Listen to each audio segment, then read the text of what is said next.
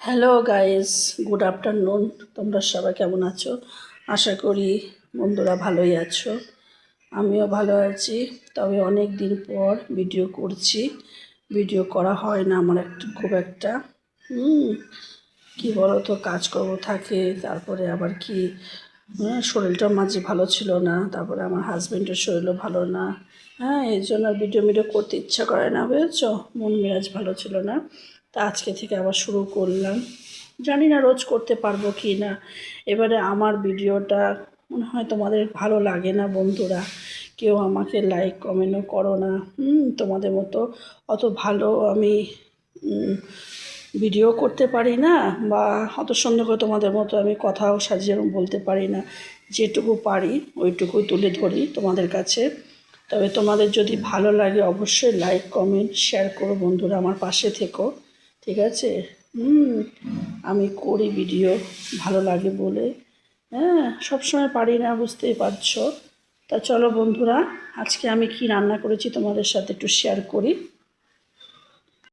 এই দেখো, এখানে করেছি সাদা ভাত। সাদা ভাত করেছি।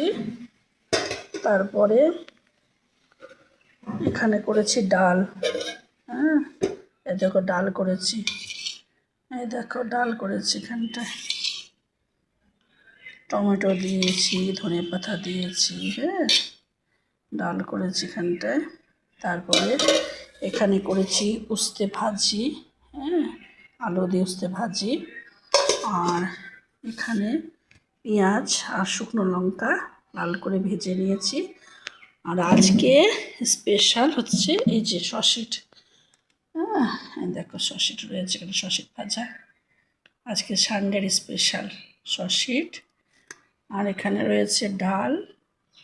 আর এখানে পেঁয়াজ আর শুকনো লঙ্কা ভেজেছি। আর এখানে হচ্ছে উস্তে ভাজা।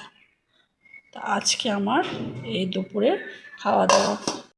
দেখো আমরা এখানে বসে পড়েছি খাওয়া দাওয়া নিয়ে। এই যে মেয়ে বসেছে, আজকে দেখো প্রথম উস্তে ভাজি খাচ্ছে। এটি তো খায় না, ঠিক আছে? আর এখানে এই যে আমার বর বসেছে। এই যে খেতে কেমন হয়েছে ডাল আর ভালো লঙ্কা দিয়ে কাটছে, এই যে খাচ্ছে। আর এই যে এখানে আমার ভাত বেড়ে নিয়েছি। তা চলো খাওয়া দাওয়া করে নিই, ঠিক আছে?